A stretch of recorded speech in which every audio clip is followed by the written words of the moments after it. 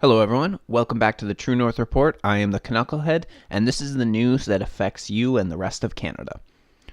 So, we got a few different stories we're going to be getting into today. We're going to be getting into the murder of 13-year-old Marrisa Shen.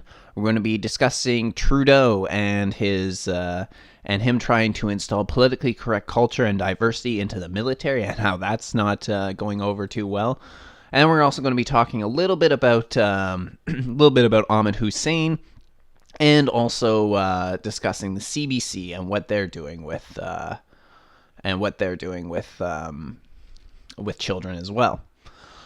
So the first story that we're going to be covering today is a tragic story. It had to do with that. It was a little old. It came out about a week and a half ago, but it has to do with the murder of Marrisa Shen, a 13-year-old girl from British Columbia, who ended up getting murdered by 28-year-old Ibrahim Ali. Ibrahim Ali was a Syrian refugee who came to Canada, and he was only here for a few months at most before he ended up committing the murder. I think he came in about April of 2017 or so, and maybe May, and by July 2017, Marrisa Shen's body was found. As it says here, Shen's body was found in Central Park on July 18th, 2017. And Ali only came into the attention of investigators a few weeks before the arrest was made, and this was after one of the longest and most resourceful intensive investigation in the unit's history. It says that more than 1,300 residents were canvassed, 600 interviews were conducted, and 1,000 hours of videos from 60 different locations were reviewed as part of the investigation. More than 2,000 persons of interest were identified and later eliminated as a possible suspect in the last 14 months.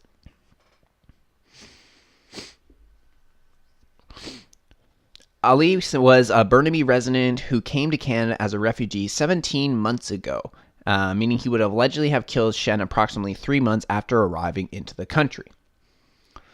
So this is all this was part of Trudeau's 40,000 plus refugees that he ended up bringing into Canada. This was all part of This is what Trudeau campaigned on in the 2015 election, bringing in a large number of Syrian refugees. In fact, this was a much larger number, I think, than what was originally promised. He really campaigned on 25,000 within a year of him becoming prime minister. But now that number is well over 50,000. This also is made pretty obvious because over the last little bit, there was a report that came out talking about how Trudeau has lost track of 50,000 refugees that have come into our country. A number of those happen to be Syrian refugees. But the problem with what Trudeau's policy is that he had no plans to actually vet these people. Because he wanted so many to come across the border, he didn't have time to vet them properly and to do background checks on these people. And because of this, there's been now a murder that's taken place inside of Canada. It's a rather tragic event that has taken place, but this is what ends up happening when you don't have a good immigration system. Not too long ago, Donald Trump held up Canada's immigration system as one that should be admired. The problem is that Trudeau has been doing everything he can in order to tear down that immigration system. Now, it doesn't really seem to me like it's a coincidence that underneath Trudeau, we've had a unusually large amount of refugees trying to come into Canada. And of course, I'm putting refugees in brackets here, because a number of the people that are crossing the border at Roxham Road are not real refugees, but people who are known as economic migrants who are trying to come into Canada for a better standard of living, but they are using the asylum system in order to do so. We also know that this system is so far backed up that it's going to take 2 years at least before people start figuring out whether they're eligible to stay or whether they're going to get deported out of Canada. Now, this is not really going to take place because after 2 years, much of the people who have crossed will be forgotten about, and because we already know that Trudeau's lost 50,000 of these people, they no longer know where they are or what they're doing, what their social status is. Because of this, we know that many more are also going to be Many more are also going to be lost. But do you really think it's a coincidence that so many refugees are coming into our country as soon as Trudeau becomes the prime minister? We've always had refugee claims, but the amount has just skyrocketed over the last little bit. It's been a ridiculous number since Trudeau has come into office. First, we had the Syrian refugees, and there's a legitimate claim to be made there that these people are refugees, that they actually were escaping a war zone. That doesn't mean that every single person who files for refugee status should be allowed in. We should not allow hardened criminals to be brought in simply because their own country is in a shit show right now. But then when we're talking about Roxham Road, this is just not even close to being the case whatsoever. But it's all part of the plan. It's known as what is called immigration warfare. And the idea is to flood the country with so many immigrants that you really do cause a social strife among all the different people that are there. It's a very well-known tactic that is being employed by political elites. And I'm not even talking politicians, but the people behind the scenes that are pulling the strings. This is what they're trying to do. This is exactly what the sort of thing that George Soros ends up funding. He ends up funding this. These people in order to go into another country, and then it just causes all sorts of political strife, social backlash, and then it just breaks down the foundation of a country. It also makes sense because it falls in line with what Trudeau is trying to do with our country right now, and what he's trying to do with our country is he's trying to sorry about that. It also falls in line with what Trudeau is trying to do with our country, because you notice that he's also trying to say things that we are the first post-national state, there's no core identity of a Canadian, and this is because he's trying to tear down the idea of nationalism in Canada. You tear down the self-image of a country, and then you flood it with a bunch of people from different areas that have different values than yourselves, and then the people can't really stand up for themselves anymore. It's a one way you can cuck a country, essentially. This is why Canadians need to stand strong and push back against what Justin Trudeau is doing, because as I've already stated before in the past, we just need to look at what's going on in other parts of the world where there's this mass immigration, and we know that it's not a good idea. But one thing that is also causing people to have... actually, before I get in that, the other thing I wanted to bring up when it comes to Trudeau is that when he was bringing in a number of refugees, he said to the Canadian people that he said he will be personally responsible for the harm that may come to any citizen of Canada. Any harm from any refugee brought into Canada by my government, I stand personally responsible. I will make amends and personal restitution to any person harmed by any Canada's new refugees. That was back on October 16, 2016.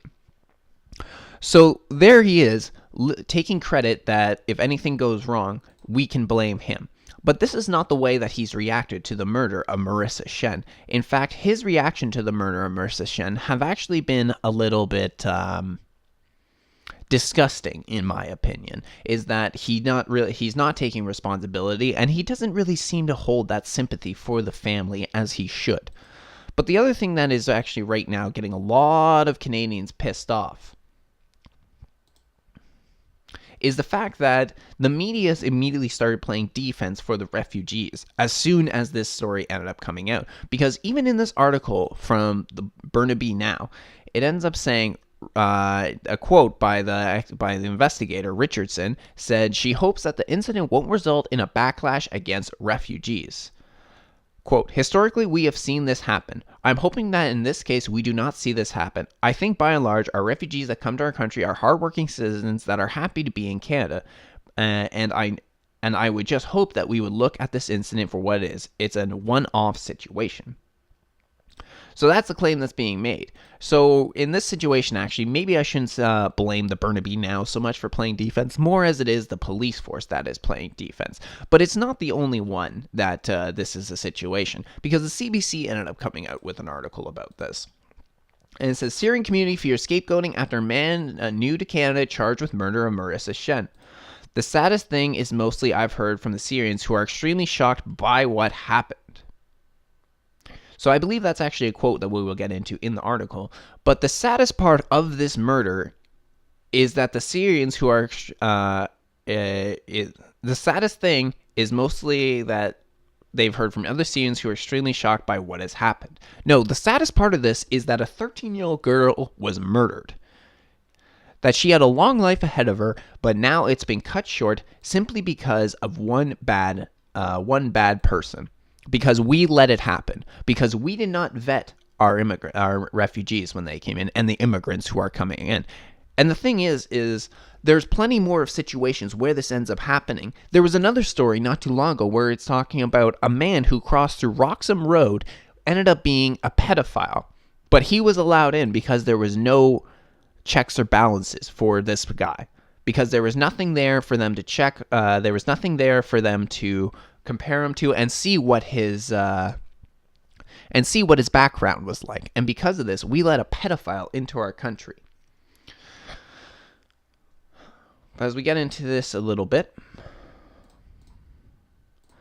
member of the BC Syrian community said they are concerned about the announcement of Ibrahim Ali's murder charge for the death of Marrisa Shen, and Ali's status as a former refugee could lead to unwarranted backlash.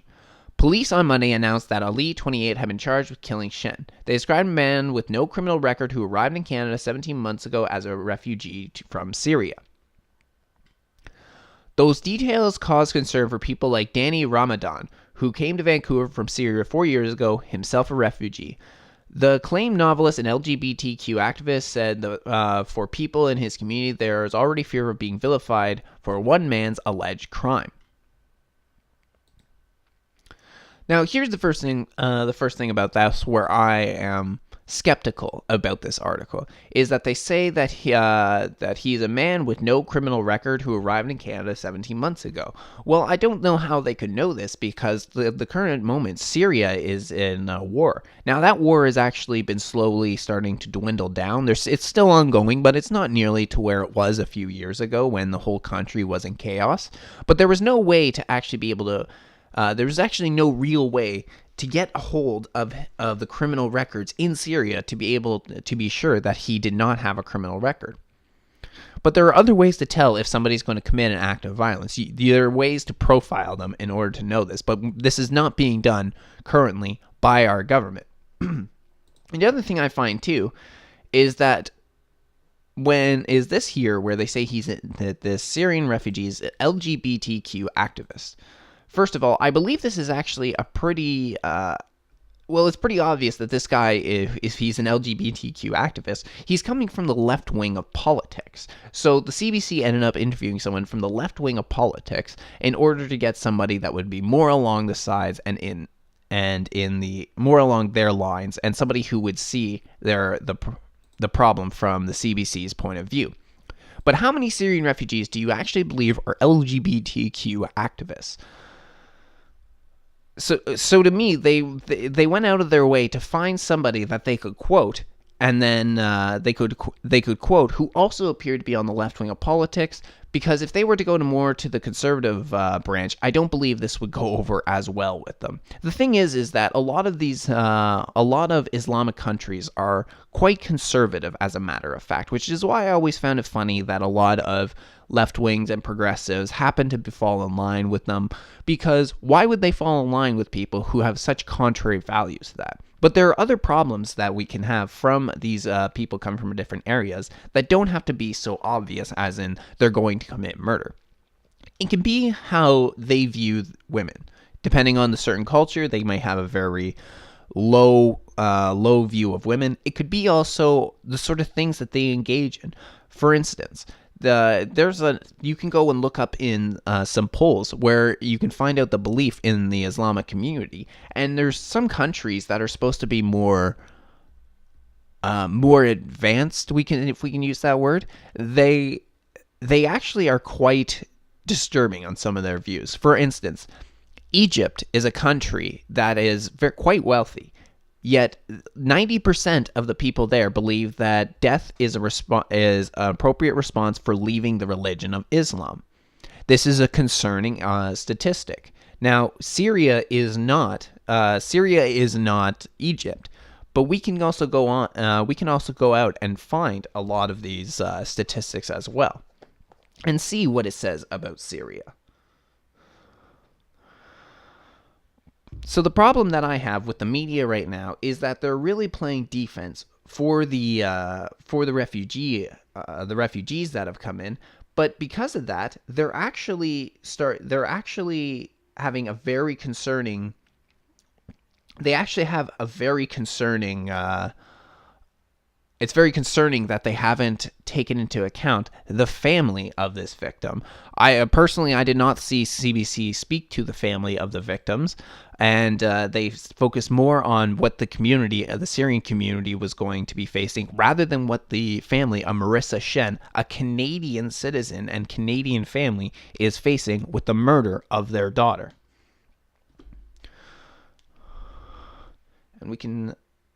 And I'm just looking it up now to see if I can find the stats for Syria, because this would be very interesting.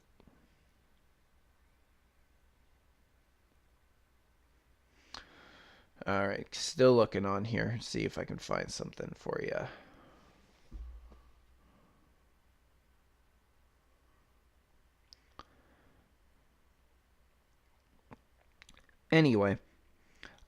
Anyway, this is not new to what the CBC has been doing, and many other media outlets inside of Canada have been doing. This is something that they like to play to the minority groups, and I think for one reason is that the CBC has clearly a left-wing political slant, and it's definitely gone much more farther left over the last few years. I would say probably since about Justin Trudeau came into office, they've had this point of view. Doesn't really seem to surprise me, considering how Trudeau has been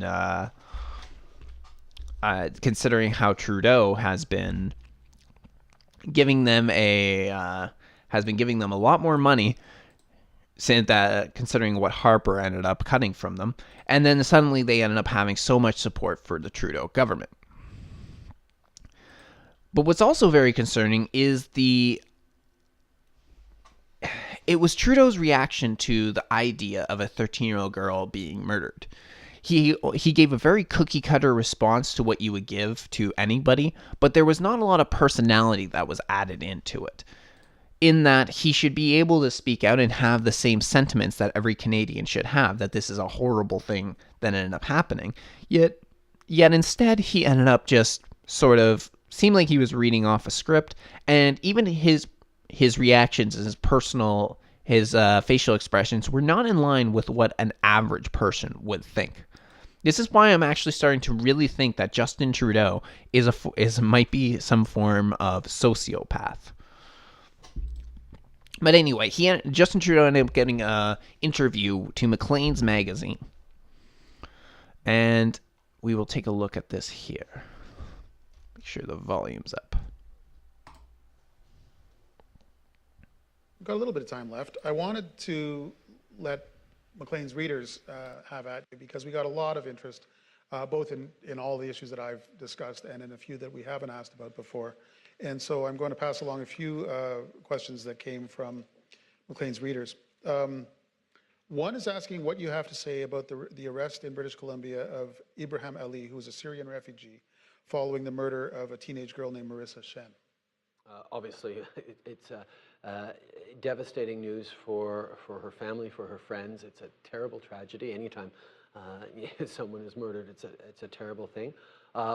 I trust our justice system. I trust our system to go through its processes, to both apply consequences to this and to make sure that we're thinking about how we continue to keep people safe.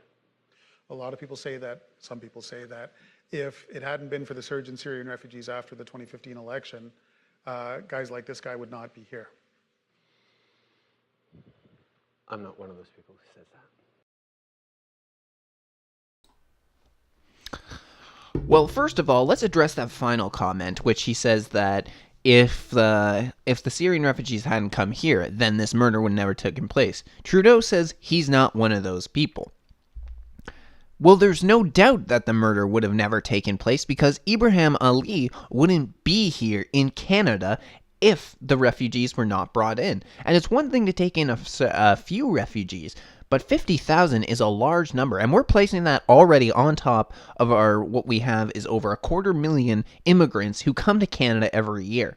And then if we're taking it in modern day terms too, then let's not forget that we have such a large amount of refugees. Also, sorry, not refugees, border crossers right now coming across. And this number, the one thing about that number too that I found very interesting is as I've been paying attention to it, it seems like the number has continuously been dropping. I'm pretty sure that I can remember a while back that number they were talking about was about 50,000 border crossers. Then suddenly, next time I'm looking at it, they're talking about something around 32 to 35,000 border crossers. Then it became 30. Now the latest numbers that I see both the Conservatives and the Liberals using is 27,000 border crossers. So to me, I've been very interested in this and wondering, well, if there are so many, where did we go? How did we end up coming from a one number to a lower number than before? I don't believe it if they're going to tell me that they reviewed the numbers and the numbers weren't nearly as high as it was before. If anything, it seems to me that they are lying because they're worried about if Canadians knew the actual numbers coming across the border, they would probably not be very happy about it. Many of them would actually be protesting in the streets over it. But let's go back and look at some of Trudeau's answers throughout this whole this 30 seconds that he spoke and everything wrong with that. Who was a Syrian refugee following the murder of a teenage girl named Marrisa Shen. Obviously, it's First of all, he gives a chuckle there when he's talking about a 13-year-old girl who is murdered. That is the most inappropriate time to ever chuckle or laugh, is when you're talking about a murder or some terrible crime that has taken place, such as this. And it's not the only time he does it. He does it at least once more throughout this 30-second clip. devastating news for her family, for her friends. It's a terrible tragedy. Anytime someone is... There it is again. He does it again. But he's also giving a very politician answer to this whole thing. It's devastating to her family. It's devastating to her friends. No, a lot of Canadians happen to care when a young kid is murdered. I mean, this is not an acceptable answer so far. All he's doing is trying to downplay everything that has happened, and he's trying to acknowledge it as a tragedy, as any normal human being would.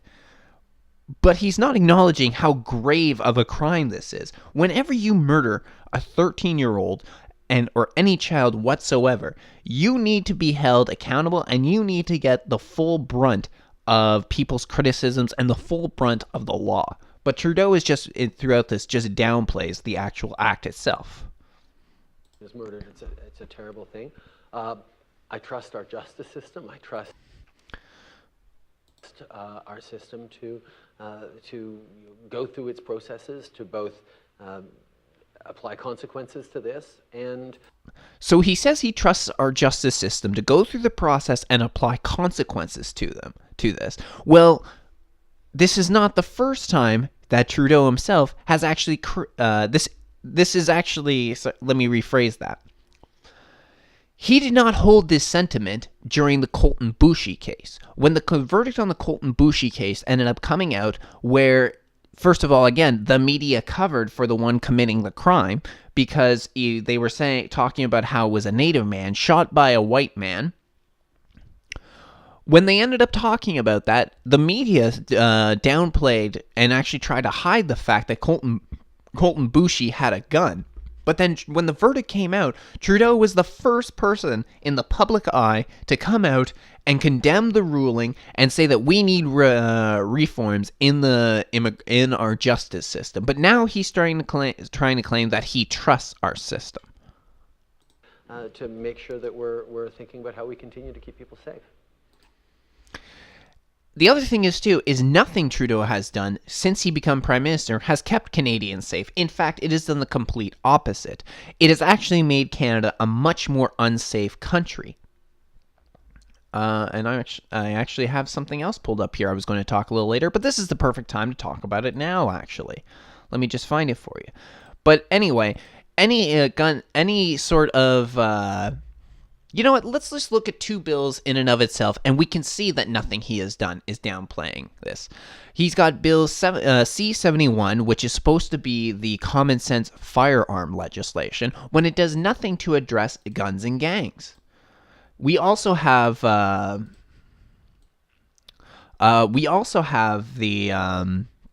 Bill C-75, which was an omnibus, which is just a compilation of a bunch of different amendments into the Canadian Criminal Code. But a number of them were downplaying terrorist charges. We're talking about people who are caught with explosives had less of a sentence under the Trudeau government than previous governments before that. And this also includes other sort of crimes. I actually believe that he also lowered the sentencing if you use a truck as a weapon. This is just inviting people to use these as terrorist weapons against Canadian citizens. The other thing I'm going to address right now, just very, very quickly, is that lately I've been seeing people going on the idea again that we immediately jump to the idea that whenever a Muslim or a brown person commits an attack, it's immediately terrorism, but when it's a white person, it's not terrorism. That's not true, because it depends on what's going on.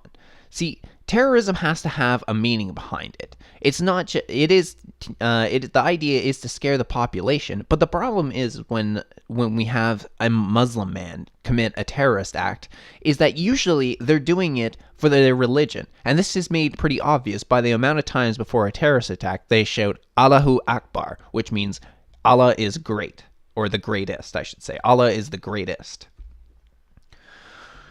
So when you do that compared to if you just go out and commit a shooting, then there is a difference there. And besides, people looked at somebody like the Unabomber, and they did consider it an act of terrorism because this was actually what was going on. The Unabomber was supposed to be a response to what happened at Ruby Ridge in America between the FBI, I'm pretty sure it was, and the citizens that were there. So this is so that was considered an act of terrorism. So I just want to quickly address that. But while we're on this, the idea of terrorism is that, and we talked about how Trudeau has made the place safer for Canada. Canada now marked with a terrorism label. The next potential terror threat to the United States comes from their neighbors to the north. From us, because the amount of people that we're allowing into our country and the amount of people that we are not, from the amount of people that we've allowed into our country, because of that, there's actually enough radicalized people here that the next terrorist attack, they could cross over from Canada to America to commit that terrorist attacks. And if you'll just notice over here, just something I was talking about a little bit earlier, number 2 we have right here, the border crossers in Canada expect to wait 2 years before being granted asylum or facing deportation. I was talking about that just a few minutes ago. Oop. So I just wanted to also point that out. But as we go through here, it says, you had to see it coming. As Canada continues to accept tens of thousands of refugees of questionable backgrounds from countries, allow scores of asylum seekers just to walk across the border from the U.S., and even promise to reintegrate ISIS terrorists into Canadian society, sooner or later the world was going to scream. Well, the screaming has started. Canada is now being labeled as a supporter of terrorism in a story headline, Terrorist Threat on the U.S. Northern Border, that appeared in an American Center for Democracy online publication over the weekend. The ACD outlines its mission as one committed, quote, to exposing the threats of free speech rights, political and economic freedoms, and national security. ACD fills an important gap created by inadequate risk assessment of our cyberspace. Okay, we'll just go through that. We'll just screw that sort of thing. It's not important to what we're talking about. The ACD points to a book by a team of Canadian experts of Islamic terrorism led by Tom Quiggin, a former Canadian military intelligence officer and an intelligence analyst for the Royal Canadian Mounted Police, and a court-appointed expert on jihadi terrorism, documenting the development and advance of political Islamic groups in Canada in a new book, Submission: The Danger of Political Islam in Canada, with a warning to Americans. In a chapter on Canadian Prime Minister Justin Trudeau, the book exposes how we had supported the Islamist terrorists on every possible occasion since 2008 when he was elected as a member of parliament, the ACD report says. The chapter also examines how political entryism has enabled well-known Islamists to operate inside the Canadian cabinet and government. Further to this, the Prime Minister sent a video to a gathering of Islamist groups in Canada in which he noted their shared beliefs, shared values, and shared vision. The book also exposes several of the Muslim Brotherhood front organizations and their successful efforts in penetrating the education system, their charities, and their methods of funding Islamic intimidation campaigns, especially regarding restrictions on free speech as well as terrorism within and without Canada. All these and more while attempting to reshape the country in their own image, the ACD report says. The book closes with a chapter titled A Warning to America. That is a extremely bombshell report in order to drop. And if you notice, they pretty much were putting the onus and the blame of this on Justin Trudeau, saying that he was responsible for this. And let's not forget about the type of people he has in their cabinet, because if we look at something that was some of the things they said in here, they're absolutely true. Let's see, where was he? Okay. They talk about regarding restrictions on free speech. Well, Iqra Khalid was the architect of the M103 and the M103 report, which sure in and of itself was not a law put in place in order to But the problem with it is that it was opening the door to allowing what was pretty much going to be blasphemy laws in Canada, that you can't speak out against Islam. And many people, and I think one reason this hasn't been implemented yet is that a number of people are looking for it and waiting for it, that they actually had to slow down and prevent they actually had to slow down, and they couldn't really bring up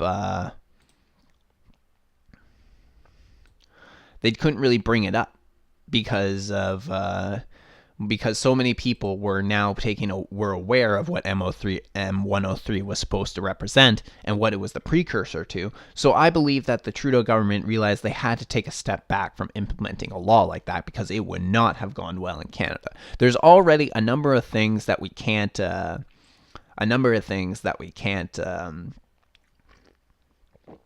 say because of it. And actually, a lot of them has to do with the Holocaust. Holocaust denial in Canada is one of the biggest taboos. If you ever look towards some cases in the human rights tribunals, or even some of those hate speech laws that are put in front of judges, a number of them had to do with Holocaust denial. And the thing about using the term Holocaust denial is that this even for people who want a revision on the Holocaust, which is a very interesting idea, because history is always written by the victors. That's how the old saying goes.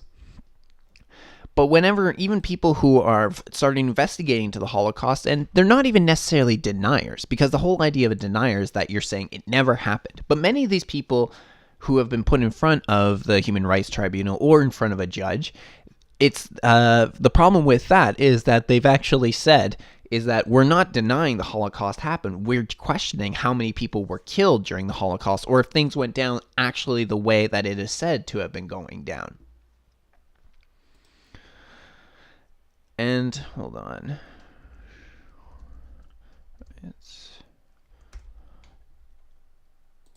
And the interesting about that is there's been some changes to that. There have been some changes to a revision of the Holocaust, but people are not. But people don't like to talk about it. And here is a perfect example of that. So what we're seeing here is a stone. It was a plaque that was put out in front of Auschwitz to talk about what ended up happening in the Holocaust. We can see the original up here that says 4 million people suffered and died here at the hand of the Nazis, murdered between the years of 1940 and 1945. But here's a new one that was issued maybe a few years ago, and it says, Forever, let this place be a cry of despair and a warning to humanity, where the Nazis murdered about 1.5 million men, women, and children, mainly Jews from various countries of Europe. Auschwitz. So even people who are questioning things such as that find themselves being hauled in front of a court or the Human Rights Tribunal in order to because they are being seen as Holocaust denier. And we can even, here's another one. Here we go. Here's a newspaper clip where it says Auschwitz deaths reduced to 1 million. Poland has cut its estimates on the numbers of people killed by the Nazis in the Auschwitz death camps from 4 million to just over 1 million. So it's even been reduced from the 1.5 million that we were seeing just a minute ago. I'm just showing you examples of how hate speech laws are actually bullshit when you come to Canada. And this is why the importance of holding free speech. And the other thing is too is after this ended up happening, and after the murder took place, and Ibrahim Ali was going to at least have his first day in court, where they decide on when the trial is going to begin, that whole fun stuff. It's another example, just another example of how the media lies to you. So this was actually, I could only find it on Ezra Levant's Twitter account, and I don't, Ezra Levant, I questioned him too a lot because, well, a perfect example of this is even Canada Day of this year. He put out a tweet about Canada, but what was very interesting was the fact that he spent most of the day talking about Israel and what Israel was facing, and this is on Canada Day, and he likes to present himself as a very proud Canadian patriot. But he spent all day discussing Israel, and this is sort of the problem when it comes to the Zionists. And I need to look more into it, but a friend that I have who's well more versed into this idea of political elites and the ones pulling the strings from behind the scenes, he's actually been talking about how a lot of the sentiment of the radical Muslims sentiment in the media is actually being stroked by Zionists right now, and I'd have to look more into that before I could say for sure. The difference where we do is he seems to have reversed a lot of his opinions on radical Islam. I still hold a lot of mine, even if it's true that the radical Islam is being used as a front. It still doesn't change the fact that so many crimes, so many terrorist attacks are committed by Islamic people. But anyway, it was as people were protesting outside of the courtroom. This is what ended up happening. So this woman here was talking to the press, and the press were immediately, I couldn't find the video right now, but the press were immediately trying to paint her as racist because she was saying, like, we need to have checks and balances at the border. And they literally called her racist over it. How does it feel to be racist on national television? And she even comes back and says, it's not about race. It's about checking everybody who comes across their border. It doesn't matter if they're white, black, brown, Chinese. It doesn't matter your skin color. It's about keeping the people who live here safe. So, let's watch this again. She's talking, and then you see that a woman in her hijab threw a coffee at her.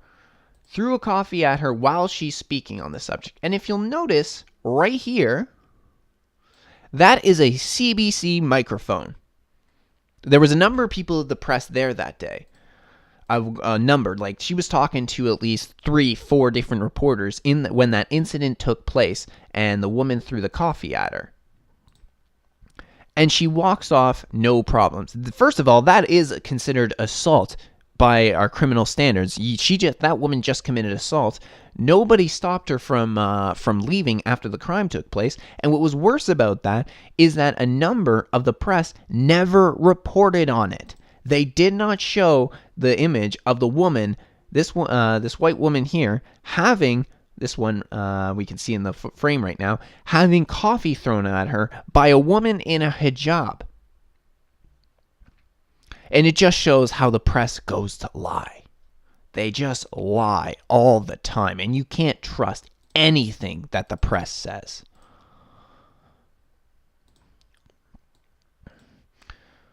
And we're going to end off talking about this This is from Steeper33. If you don't know Steeper33, all he does is he clips the news and scenes from the news, and he clips from the House of Commons to show you what's being said in there. Funny enough, the CBC tried to write a hit piece on him a while ago, talking about how he was fake news, despite the fact all he did was take their work and clip it, which is actually really ironic because they might as well have just called themselves fake news because of it, because he does reports from CBC, Global, CTV, the House of Commons. So if that's considered fake news, then the entire press is considered fake news. But anyway, as he says, here, this was 3 days after a Syrian refugee was charged with first-degree murder of Burnaby teen Marrisa Shen. And this is what Trudeau had to say. Why is there suddenly so much worry about people coming here? And quite frankly, one of the things we see is the kind of extremism and terror in the world that is the source of these people fleeing is of concern. But let's make no mistake, people coming here are fleeing terrorism, not bringing terrorism. Again, the ironic thing about that is that Justin Trudeau says that when he's importing ISIS fighters.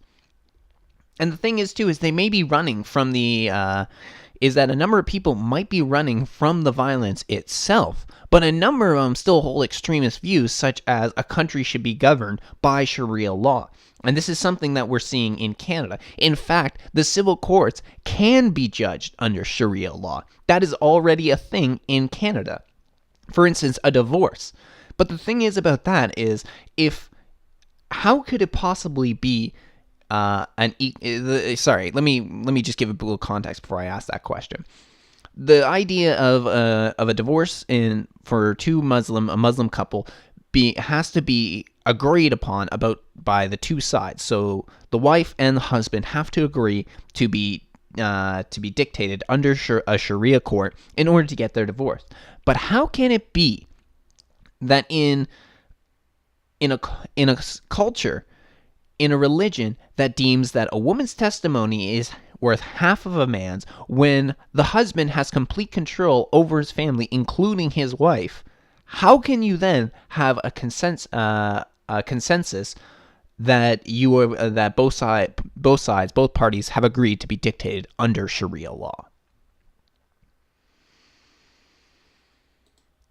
All right, I think that's all I have to talk about when it comes to Marrisa Shen, and I actually planned on that to be about half the length of what it was. I only wanted it to be about 20 minutes, but it went on a little longer than I was expecting. So the next story that I wanted to talk to you about has to do with Trudeau in inserting his politically correct agenda into the military. Trudeau government is injecting identity politics into the Canadian military. The Trudeau Liberals have now spread the social justice warrior virus into the Canadian Armed Forces through diversity of strength rhetoric and arbitrary diversity quotas. While all of society should be as meritocratic as possible, that's more important in a military than anywhere else. As an institution, it could literally hold life or death of our nation in its hands in the case of war. The military must be based on ruthless meritocratic system. And the thing is yes, it's true that it can hold the life and death of our nation in its hands, but more importantly, more directly, it holds the life and death of its service members in their hand. So it should be based on a ruthless meritocratic system. For much of history, this has been the case since it was simply common sense. But now, the longer the Trudeau government is in power, the more the military is being infected with the social justice warrior ideology. The Trudeau Liberals are trying to force that ideology on the military through diversity of strength rhetoric and through arbitrarily imposed diversity targets. According to a recent report, quote, the Canadian Armed Forces are struggling to hit their own targets to get more women, Indigenous people, and visible minorities into uniform, new data obtained by Global News shows. And in an attempt to boost the numbers that appear to have been largely stalled for more than 3 years, the Department of National Defense will launch a suite of new digital tools, including a smartphone app that, in its functionality, will resemble the matchmaking app Tinder, aimed at convincing more Canadians to consider a life in the armed forces. And now the military appears to be echoing Trudeau's rhetoric. Quote, the Canadian Forces believes a more diverse group is also a more effective group. It's important that in that it gives us operational effectiveness. Brigadier General Virginia Tattersall said in an interview, quote, if we were all the same sort of vanilla, you won't get that same range of opinions, those different ways of being able to think about issues, that different approach on how to solve a problem, end quote. And that is very, very true. That this is exactly what we're seeing in the military right now, is that it is already becoming more politically correct. They're putting aside certain types of standards in order to... they're putting aside certain type of standards in order to be more politically correct and more appealing to different groups of people. One is that despite the fact that this actually might be changed soon, that this might not be ongoing, but right now as it stands in the military, you can't have a beard, right? Mustaches are acceptable as long as they're not too bushy or too crazy, but a beard you're not allowed to have unless it's for a religious belief. Now, when you hear that and you say like a beard is, you can have a beard if it's health and religious belief. So I don't really know when somebody would need a beard for health reasons unless they had a rash on their face that they couldn't shave off for a while, lest they irritate the rash. That could be a possibility. But then religious belief. There's probably only the Middle Eastern cultures, religions really have to grow their beard. So we're talking maybe Indian and the Muslims don't have to shave their beard because they typically don't. So that's one way. And yes, they are trying to be more politically diverse. One second. They are trying to be more diverse by inviting in more women, but also is that they're also trying to...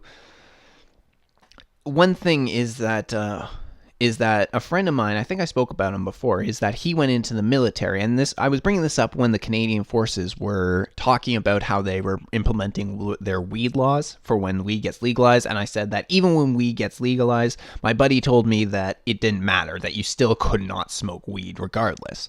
Well, the thing on top of that is that now they literally have to sign forms that talk about they're going to be dealing with people, all sorts of race and cultures, and you have to be able to work with them. So you can't be saying anything bad about that. And in fact, if you do, that could be, you can get reprimanded or you can get dismissed. And this can also include on social media, that anything you say about a specific group or culture can get you reprimanded or dismissed from the military.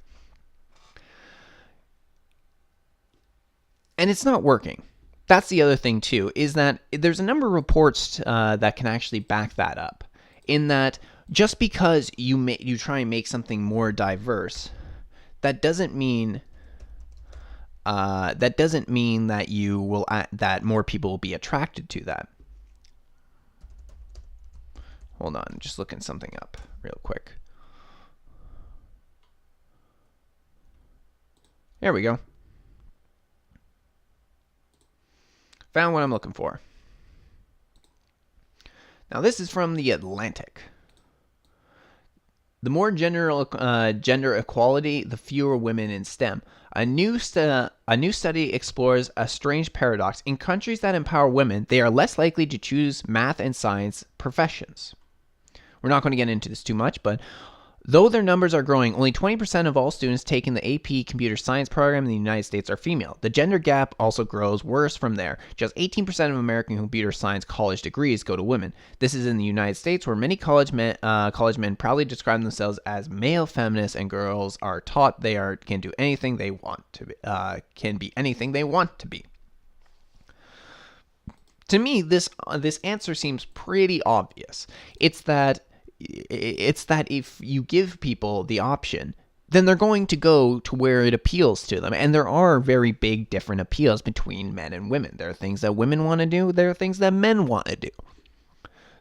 So that's why there's less women that go into the STEM field in more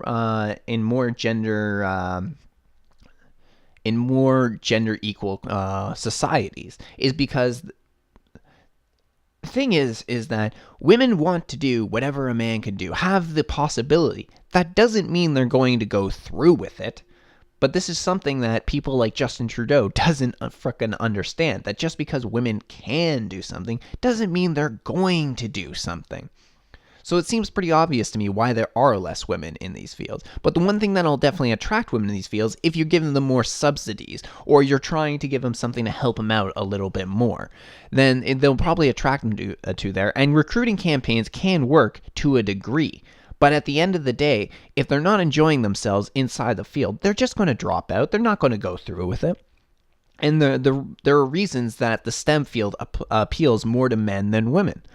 I mean, one thing is that usually in standardized testing, men do appear to be better at stuff such as math. That is one of the big ones that men do better. That doesn't mean every single man, but that's one of the reasons that they tend to lean more towards the STEM field. But at the same time, a lot of the fields that women tend to lean more towards don't make as much money. Women are more likely to go into the public sector.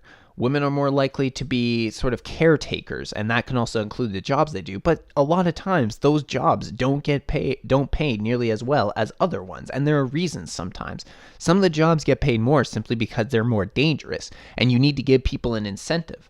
I mean, you're not going to pay somebody $20 an hour to be an Alaskan crab fisherman because the job is extremely dangerous. If they're only making $20 an hour and there's a much higher chance they're going to die, then they're not going to do it. The other thing I thought was interesting is that this idea of putting politically correct culture into the military reminded me of a story that I had read a few years ago. I had to dig back through the archives, but I finally found it. For anybody who remembers those, before it was shut down, there were those free Metro newspapers that used to be around the cities and stuff. I read this story inside the Metro one time, and I thought it was talking about the military, but I thought it was a little unnecessary. Now, first of all, I'm actually going to jump a little bit ahead into the future before we go back and read these post stories. Before we go back and read these stories that were a little bit in the past, just to give some, just because I'm on this subject already. All right, so over here, this picture on the right says, next target, the Canadian Forces want to be 25% female in 10 years. Right now, they're not even close. Here's why. So this came out in March 1st, 2017. First of all, whenever I did see this, I always thought, why? Why do you need to have 25% female in the military? Just having diversity for diversity's sake is an absolute crock of shit. And the thing is that this is actually what I was thinking about. If you're going to attract a lot more women to the military, but they're not really prepared to put themselves on the line, then why? What's the point of them being in there? And that's the exact same thing for men who go into the military. If you're just going to attract more people to the military, including men, but they're not prepared to put themselves on the line, then there's no point in them being in there. Because when the going gets tough, you need to be able to stand your ground. So if you have just trying to attract women for diversity's sake, but these are not the women who are prepared to stand their ground or fight back, then there's no point for them being in there. You're just putting them in a dangerous, potentially life-threatening situation for diversity's sake. Okay, so that was the first one, and this picture has a significance to the other stories I'm talking about. So these other two stories took place back in 2015. Let's see here. So it was around May 1st, 2015. So what was important about this is you notice that it's the same picture here that we saw in the last one. It's Corporal Ashley Turner goes through M72 light anti-tank weapon drills at the Kabul Military Training Center range in Kabul, Afghanistan, on November 4th, 2013. And it says, military's problem of sexualized culture. Judge reports highlight misogynistic behaviors. This is another thing we want to bring up that kind of grates on me, is the fact that they'll talk about this sort of thing, but nobody brings up about the high amount of rapes that take place in the military when it comes to men. I mean, sure, it happens to women too, but when it comes to men, you're historically more likely to get raped either. The biggest one is in prison. The second one has to do in the military, actually, of all places. But nobody ever really talks about that. So they pretty much just go through the story talking about, well, it's just talking about, as it says, it's talking about sexualized culture in the military. So this ended up coming out by about the 1st of May, 2015. And then what's interesting about this is because I read this story when it came out back in May 2015, and then this came out about 2 weeks after. It was May 15th, the 18th, 2018. Soldier says it's not so simple. Corporal Ashley Turner is a female soldier who has served in the armed forces for 12 years and completed 2 tours of Afghanistan. She was also deployed in Operation Podum, the Army support for the 2010 Vancouver Olympics. Turner wrote to Metro News after seeing her photo with an article about sexualized misconduct in military. And we can even read the first lines if you can see them. I'm going to zoom in a little bit more. I think that's the most I can go. But anyway, her first line says, I was very surprised to see my photograph in the May 1st edition of the Metro, and even more surprised to see the article that it was used to illustrate. An article entitled Military Plagued by Sexualized Culture, which described the recent reports by former Supreme Court Justice Mary Duchamp on the misogyny and sexual harassment that is allegedly commonplace in the Canadian forces. 1 second.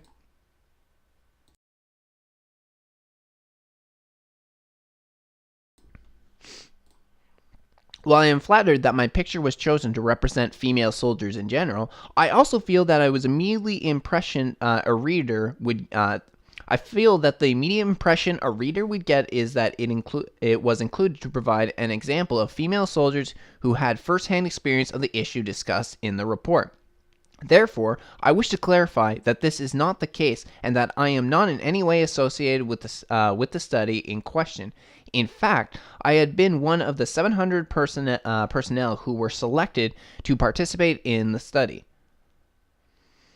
I would have confessed that the time I spent in the Canadian military, all 12 years of it, had been very positive experience and almost entirely free of issues described in the article. So I thought that was very interesting, and also sort of, again, we're going back to the idea of how the press lies and how they like to push a narrative, and also how politically correct, like this is just getting politically correct for no reason. Because this is exactly what I thought when I saw that original article back in the day. I thought she was a soldier who had been through something. Maybe something bad, but this was not the case. And in fact, for a long standing, she had a long career of 12 years, she didn't experience any of this. So I'm glad that at least the Metro ended up running this and showing that it wasn't the case with her. And it's no doubt that sometimes things happen, but what they like to do is they like to make it seem like it's a systemic problem when that's not the case. It's not the case whatsoever. And this is why you need to keep politically correct culture out of the military.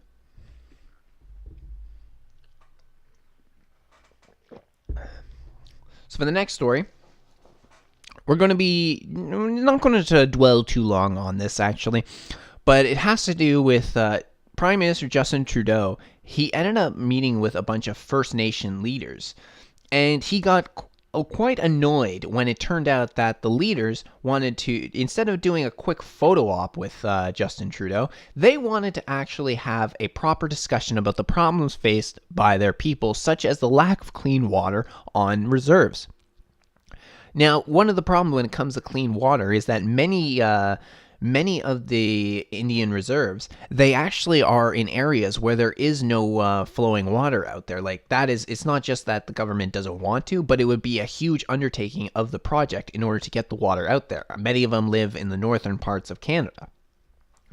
So when the flowing water is actually closer to the southern part of Ontario, considering how 90% or more of the Canadian population lives pretty damn close to the American border, the problem is actually just having the funds and undertaking this sort of responsibility of getting the pipes out there for flowing water. But it is a problem that is faced by the Native community, and it's been faced by the Native community for a long, long time, and nobody's doing anything about it.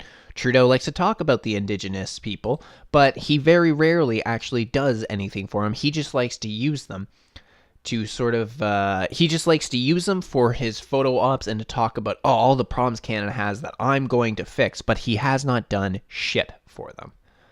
But let's check out this video.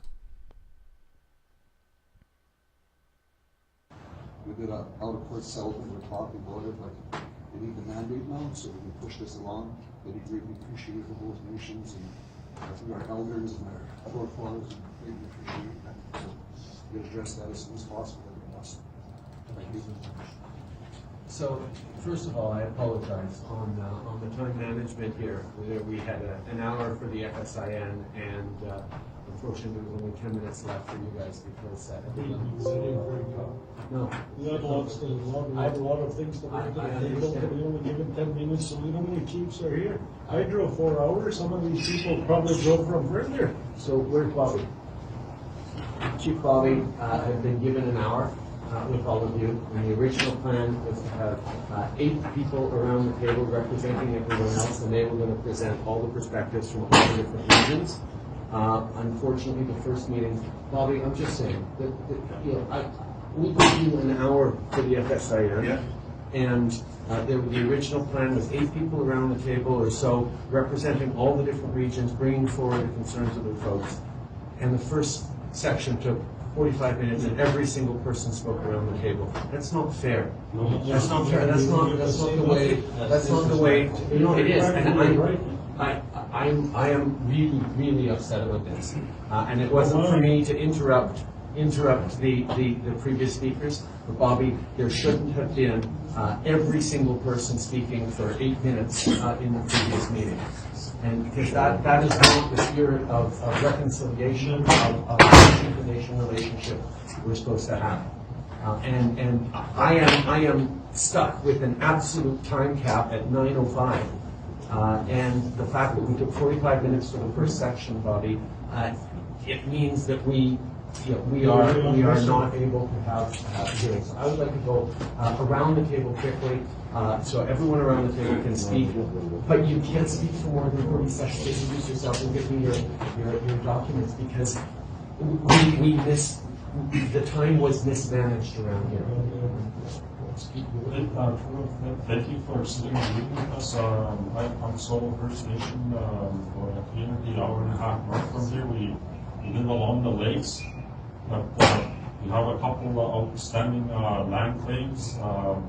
1960 land surrender claim, where some of our hunting lands, our fishing lands were exchanged into provincial parklands, and not everybody was consulted in my community about the exchange province, and we got muskeg lands in exchange, and it wasn't fair exchange, and we're looking to give you this and a couple other survey and bear railway claims also, and this is for you. Thanks. We will follow up. Our ministers will be following up on all the documents you're reaching. Our officials will be engaged. This is an opportunity for us to exchange at a very, very high level.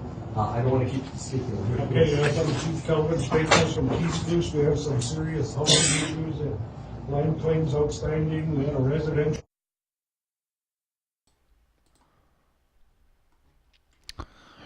So yeah, that was just Justin Trudeau getting upset because he didn't want to actually sit down and do the real talking that was necessary in order to get to the bottom of the problems that was facing a lot of the people in the Indigenous community. If anything, he wanted to use it as a photo op. He wanted to use it as an excuse for people to take pictures of him, show him that he's doing something when he in reality does nothing. And then you notice how he gets annoyed with the fact that he ends up discussing these problems, and that these people took too long they took too long in order to talk, and then he puts a cap on how long they can go. He says, "We'll go back around the table, but we're only going to talk for about all of 40 seconds each," which is not enough time in order to actually it's not enough time in order to actually do anything, to actually get to the bottom of any of the problems. But that didn't matter to Justin Trudeau. For him, it was just mostly because he couldn't get that he couldn't get the photo op that he wanted, and they were taking up too much of his time. How dare these people take up too much of his time? So I don't really want to focus long on there. I just wanted to quickly bring that up.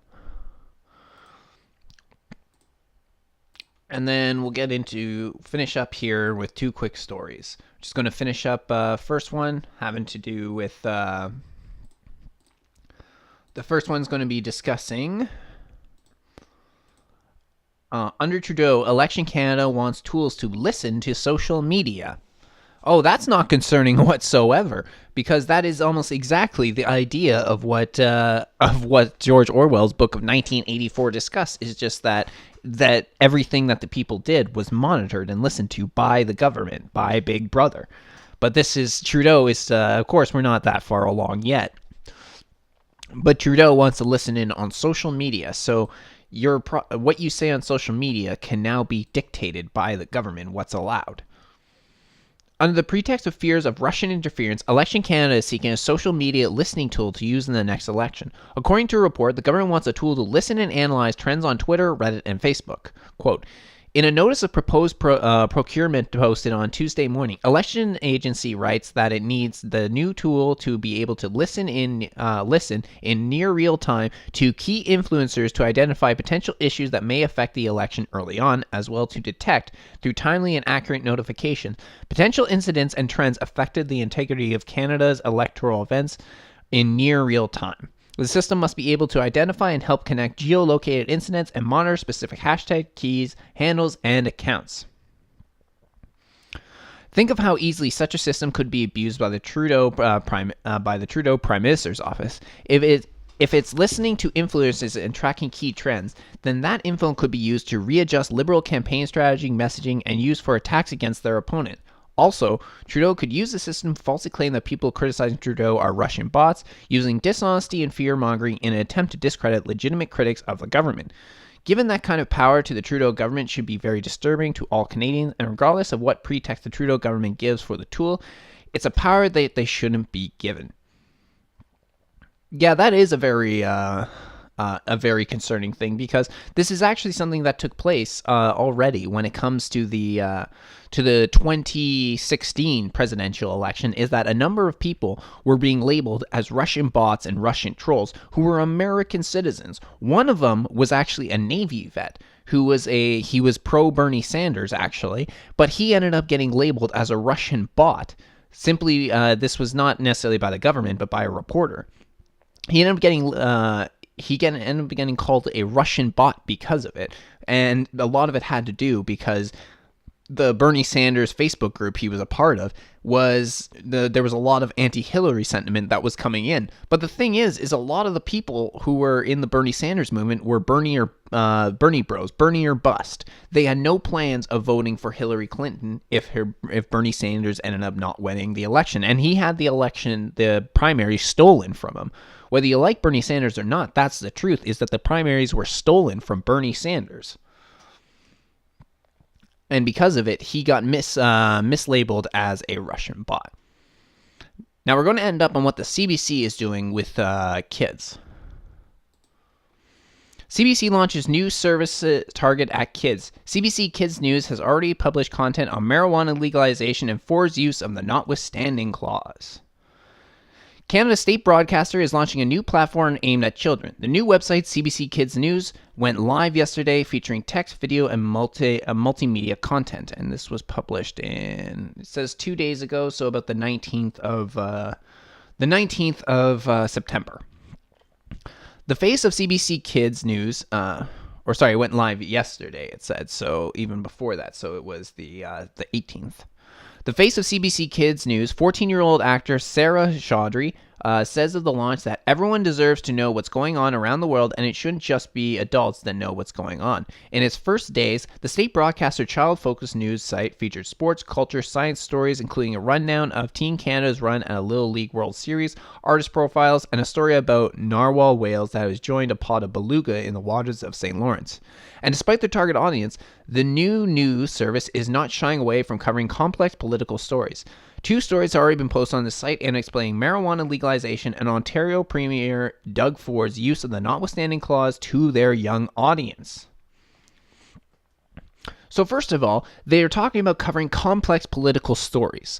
Well, obviously that the script is being written by adults, that's no doubt whatsoever. But the reason why one of the reasons I don't like this is it has to do with what does a kid know about complex political stories. Politics in and of itself is very confusing, and there's no way that kids at 14, 15 years old can know what's going on. In fact, at that age, at best, they're just learning about the political system. I remember having a social science class when I was in elementary school, and that one you did a little bit focus on the government, but not very much. You didn't actually start to learn more about the government until about grade 10 when you had civics and careers class. But even then, that was broken up into 2 different ones. So you learned a little bit about the government and how it functions, and then you learned a little more about, well, careers, really. But the thing is that what's so concerning about this, well, number one, why should kids be being explained about marijuana legalization? Because those are the 2 stories they brought up, is marijuana legalization and Doug Ford's use of the notwithstanding clause. First of all, marijuana legalization. This is not something that kids should be focusing on because we already have a bunch of kids that are using marijuana. Now, I'm not an anti-pot guy. Not at all. If an adult wants you to smoke pot, absolutely, go ahead, knock yourself out. I actually think that the effects of marijuana are actually much less than the effects of alcohol on the body. I actually do think that marijuana is a much better substitute than alcohol. But the thing is that we shouldn't be encouraging young kids about this sort of thing, because one thing about it is that it does have an effect on the developing brain. It absolutely does. And so whenever you have kids talking about this sort of thing, it might help encourage some kids to actually go out and smoke it. It would be the same as trying to talk with kids about alcohol, but not but trying to talk, when we're talking about alcohol, we're not talking about them just telling you what the bad effects are, but we're talking about them talking about alcohol in and of itself. It's going to encourage some kids to go out and drink, same as the talking about marijuana legalization is going to encourage some kids to go out and smoke. And the other thing is they're talking about Doug Ford's use of the notwithstanding clause to their young audience. Well, first of all, if I was to ask one of these kids, what section of the Canadian Charter of Rights and Values covers the notwithstanding clause, I guarantee you 99 out of 100, if not 100%, could not tell me what section of the Charter is governed by the notwithstanding clause, and that is Section 33 of the Charter. And I guarantee you, even if they knew what section, if I asked them what was the reason that the notwithstanding clause was placed into the Charter, they could not answer that. And the idea for it was the fact that it was to prevent judges from committing what they call judicial activism, which it has to do with they rule based on their political opinions instead of ruling based on what is the law. And this is exactly what happened when Ford used the notwithstanding clause. Because he had Bill 5, which was supposed to be the one to slash Toronto City Council from 47 wards down to 25 wards, and then the judge ended up ruling that it infringed on both voters and the candidates' rights for free expression. However, a Superior Court judge ended up overruling this, saying that no, in fact, it didn't infringe on their right to freedom of expression.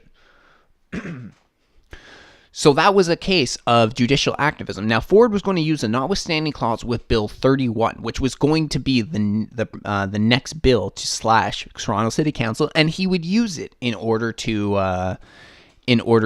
slash the City Council. But he didn't have to do that because Bill 5 ended up getting the ruling on Bill 5 ended up getting overturned, which means Bill 5 can be implemented. So they don't even know about this, but because it's being written by adults and because it's the CBC, you know which direction they're going to take this in. They're going to talk about how Doug Ford is a dictator and how he's using it to override all the charter rights. Well, when in fact the charter, it's written into the charter for a specific reason.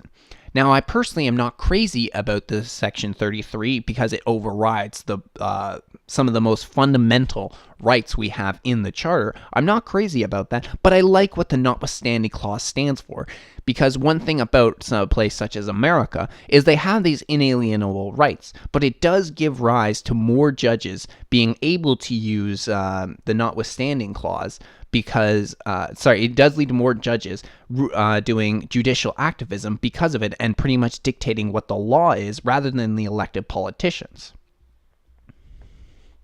Now, the Section 33 is actually meant for the provinces to use, the premiers to use, rather than it's actually for the prime minister to use. But they have their own authorities in order to they have their own powers, such as the War Act, which they can use in order to override people's charter rights.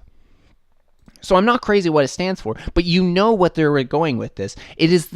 Essentially, it is the indoctrination of children because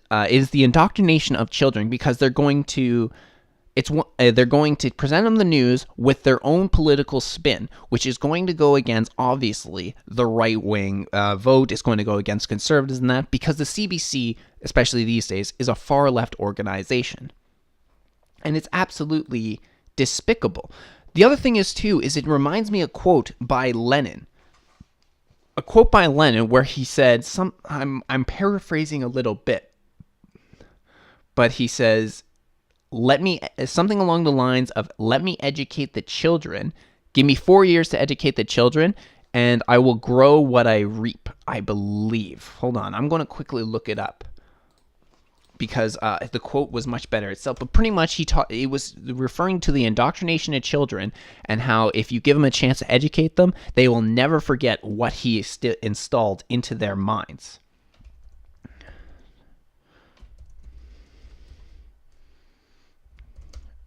Let's see. I think I found it.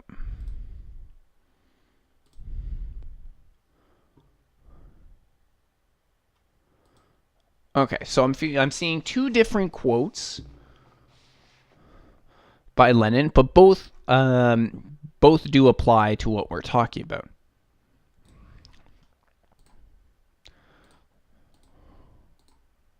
So as we can see here, it says, "Give me 4 years to teach the children, and the seed I have sown will never be uprooted." The next one I'm thinking of is the other one I saw was this one. "Give me a child for the first 5 years of his life, and he will be mine forever." This is exactly what it seems to me that is going on with this idea of indoctrinating with the CBC News for kids. Is that it's one thing if they're hearing the news from an adult, but hearing it from another kid is actually going to have more sway over them. Sort of like how for us as adults, hearing the news from an adult is going to have more sway over hearing the news from a child. So this is what I believe that is being done by the CBC. And just the fact that it's also being used by taxpayers' dollars, to me, is absolutely despicable. It's despicable that this is what they're trying to do.